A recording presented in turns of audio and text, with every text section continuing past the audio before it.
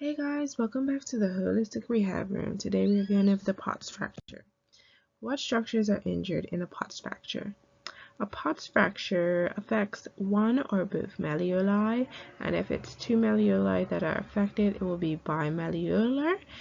It is one of the most common sporting injuries. It is usually caused by an inversion injury, which is more common than an eversion injury. The mechanism of injury. So you can have forced plantar flexion and inversion movement, whereby the complex of the ligaments on the lateral side of the ankle is torn by varying degrees. You can have activities such as landing from a jump, rolling an ankle, stress placed on the bones, activities involving sudden changes in direction, and it often occurs with dislocation of the ankle, other fractures of the foot, ankle, or lower leg.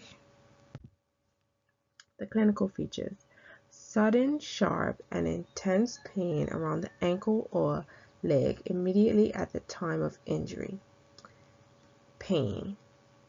Weight bearing may be impossible. Swelling, bruising, and the fracture seems to be clear, open, and displaced. Epidemiology. It can occur in males that are younger, females that are older, and it's more common in women and over 60 years of age. The treatment, so you can do an AP, a PA, so that's an anterior posterior and a posterior to anterior subtalar joint manual therapy technique. You can do partial weight bearing exercises, ultrasound, and cold. So cold would be like the cryo cuff. And thank you guys for watching.